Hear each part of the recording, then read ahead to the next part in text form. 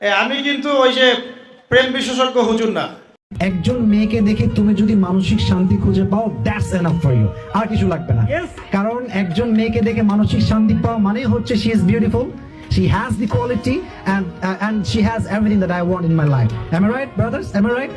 একটা মেয়েকে দেখে তুমি যদি মানসিক শান্তি খুঁজে পাও, দ্যাটস এনাফ ফর ইউ, আর কিছু লাগবে না। একটা মেয়েকে দেখে মানসিক শান্তি খুঁজে পাওয়ার অর্থই হচ্ছে she is beautiful, she has the quality and she has everything that I want in my life. Am I right brother? Am I right? এইগুলোতে আমি কিন্তু মজা পাই না আর কি, সে মজা পায় হয়তো, তো আমি কিন্তু এই জিনিসগুলোতে মজা পাই না।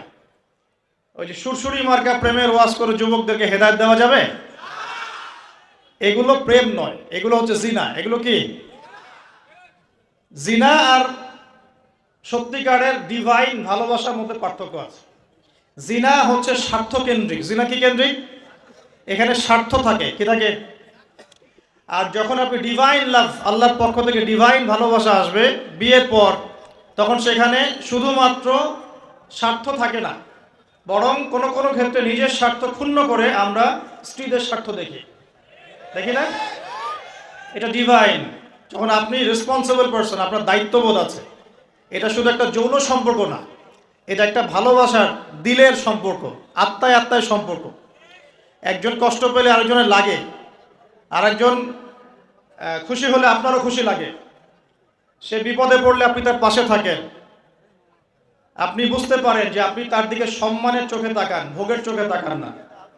তো এই যে প্রেম বিশেষজ্ঞ কিছু কিছু বের হয়েছে, এগুলো থেকে আমাদেরকে বের হয়ে আসতে হবে। আল্লাহ পাক তৌফিক দান করুন। ইয়াং জেনারেশনকে মহব্বত করতে হবে আল্লাহর সাথে। কার সাথে? আল্লাহর সাথে মহব্বত করেন, তার রাসূলের সাথে মহব্বত করেন, তার কিতাবের সাথে মহব্বত করেন, রাসূলের সুন্নতের সাথে মহব্বত করেন। ইনশাআল্লাহ পুরো দুনিয়া আপনার হয়ে যাবে ইনশাআল্লাহ। দুনিয়া তো কিছুই না, পরকাল পুরোটাই আপনার হয়ে যাবে ইনশাআল্লাহ। আর আপনাদের জীবনের উদ্দেশ্য হবে আল্লাহর সন্তুষ্টি অর্জন করা। কি করা? যে কোনো কাজ হোক, যত ছোটই মনে হোক না কেন, হোক সেটা একটা ছোট্ট দিনই প্রজেক্ট বা বড় কোনো ভিশন।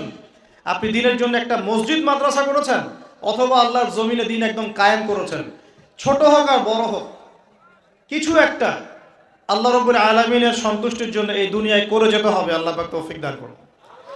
এটা হবে আপনার লাইফের ভিশন, অ্যাম্বিশন। আল্লাহ পাক তৌফিক দান করুন। আমি নিজের বিশ্বাসের জগতে পরিবর্তন নিয়ে আসেন। এই ডিজিটাল তাকবীর দিও না, ডিজিটাল তাকবীর দিও না, নর্মাল তাকবীর দাও। বিসমিল্লাহ।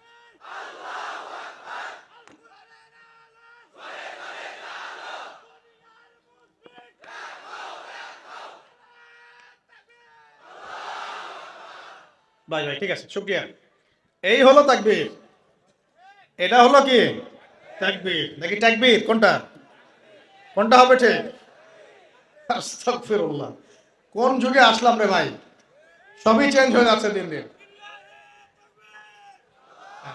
আচ্ছা, ঠিক আছে ঠিক আছে, শুকরিয়া। প্রিয় ভাই, আমার দিকে খেয়াল করেন। রমজান মাসে কেবলা পরিবর্তন মানে নতুন জাতির উত্থান হবে তো ইনশাআল্লাহ। রমজান মাসে কোরআন নাজিল হওয়া, কোরআন নাজিলের মূল উদ্দেশ্য ছিল আবু জেহেলের সমাজটাকে পরিবর্তন করে মুহাম্মাদের সমাজে পরিণত করা সাল্লাল্লাহু আলাইহি ওয়াসাল্লাম। হয়েছে কি না? 23 বছরে হয়েছে না? আবু জেহেলের সমাজ মানে কি? যে সমাজে শিরকে ভর্তি ছিল। কি ছিল? এখন নাই? মুসলিম অমুসলিম উভয় সমাজে শিরক নাই? বহু মুসলিম কবর পূজা করে কিনা, মাজার পূজা করে কিনা? আছে না এগুলা? আপনাদের এলাকায় আছে কিনা আমি জানি না। আমি বহু জায়গায় ঘুরে আসছি বাংলাদেশের, বাপরে বাপ। এবং কোন কোন জায়গায় তারা এত বেশি শক্তিশালী, বলতে গেলে কল্লা কাটি ফেলাবে, একেবারে মাথা খারাপ। যাক, আল্লাহ পাক আমাদের সবাইকে সর্বপ্রকার শিরক থেকে বাঁচিয়ে রাখুন, আমিন। কবরে শায়িত ব্যক্তি আমার কোনো কল্যাণ অকল্যাণ করতে পারবে?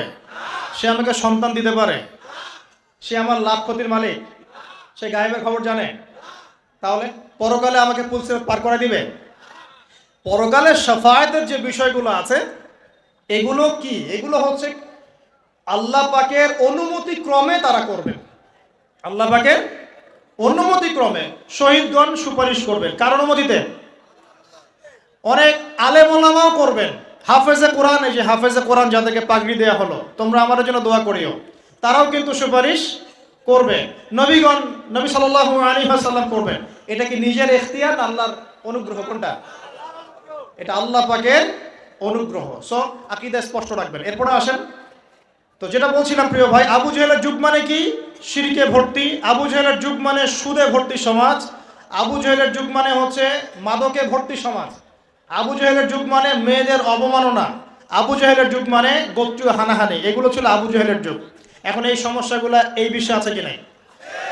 তাহলে এই বিশ্বের প্রেক্ষাপটেও কোরআন নাজিলের সেই মর্ম চলবে কি চলবে না?